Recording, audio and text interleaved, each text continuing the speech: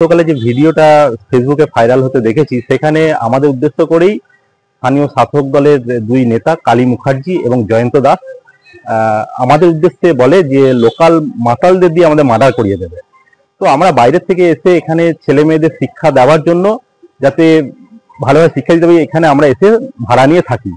তো আমাদের ওপরে এইরকম ভাবে যদি আক্রমণ হয়, স্থানীয় মাতালদের দিয়ে যদি আক্রমণ করানো হয়, তাহলে আমাদের সিকিউরিটি, আমাদের যে ফ্যামিলি রয়েছে, তাদের দায়বদ্ধতা কে নেবে? প্রশাসনকে আমরা এই বিষয়ে একটা মেল মারফত জানিয়েছি। আমরা যখন লিখিত দিতে যাই, স্থানীয় প্রশাসন নেয়নি, এবং সেই প্রশাসনই আবার যার বিরুদ্ধে অভিযোগ তার কাছে অনুমতি নিয়ে সেটা অ্যাকসেপ্ট করে। ফলে আমরা এসপি অফিস এবং এমনকি কোর্টের দ্বারস্থ হই, তখন সেটাকে তারা এফআইআর হিসেবে নেয় এবং তার কোনো প্রতিক্রিয়া হয়নি এবং কোনো স্টেপও নেওয়া হয়নি। ফের শিক্ষাঙ্গনে তৃণমূল নেতা দাদাগিরি, অধ্যাপককে শাসানি তৃণমূলের ব্লক সভাপতি। মালদার হবিবপুর, নদিয়ার পলাশীপাড়ার পর এবার বাঁকুড়ার বেলিয়াতো।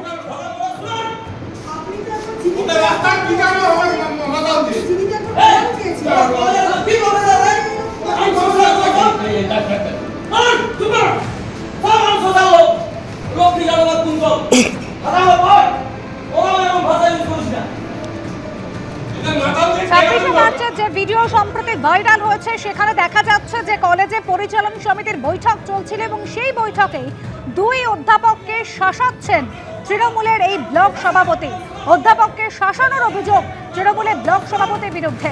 ৩রা এপ্রিল ইতিমধ্যে ইমেল মারফত বেলিয়াতোর থানায় অভিযোগও দায়ের করেছেন দুই অধ্যাপককে খুনের হুমকি দেওয়া হয়েছে বলে অভিযোগ জানানো হয়েছে।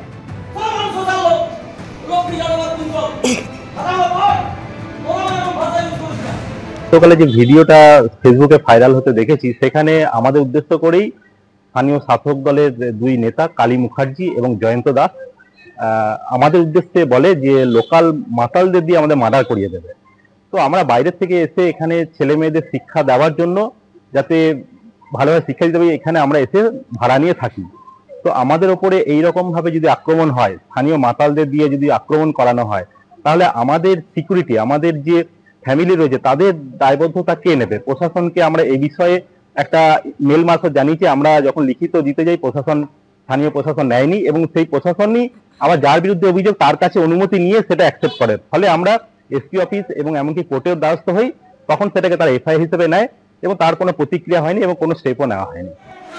অধ্যাপকের অভিযোগ শুনলেন, এই দুই অধ্যাপক তারা অভিযোগ জানিয়েছেন ইতিমধ্যেই পুলিশ সুপারের কাছে, তারা অভিযোগ জানিয়েছেন এবং দুই অধ্যাপককে শাসানোর অভিযোগ তৃণমূলের ব্লক সভাপতির বিরুদ্ধে। এখন তৃণমূলে কি বক্তব্য শোনা। ভিডিওটা যেটা করেছে, এটা প্রায় 4 মাস আগের ঘটনা। এরকম কোনো ঘটনা ঘটেনি, কথাবার্তা হচ্ছিল, প্রফেসরের সঙ্গে স্টুডেন্ট ছিল প্রচুর। তো এটা যারা ভিডিওটা ভাইরাল করেছে তাদের কাছে শিক্ষা নেওয়ার কিছু নেই। সিপিআইএম পার্টিটা এখন যেভাবেই হোক শূন্য থেকে ভাবছে যদি কোনো রকম প্লাস কিছু করতে পারি। এই ঘটনাটায় কোথাও প্রমাণ করা হয়েছে কি যে আমরা হুমকি দিচ্ছি? কথাবার্তা হচ্ছে, তো কথাবার্তার সঙ্গে হুমকির কি আছে?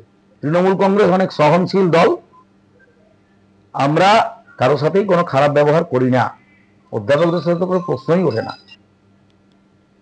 ফের শিক্ষাঙ্গনে তৃণমূল নেতা দাদাগিরি, এর আগে মালদার হবিবপুর, নদিয়ার পলাশীপাড়া, এরপর বাঁকুড়ার বেলিয়াতোর, যেখানে কলেজের পরিচালন সমিতির বৈঠক চলাকালীন দুই অধ্যাপককে শাসানোর অভিযোগ উঠল তৃণমূলের ব্লক সভাপতির বিরুদ্ধে।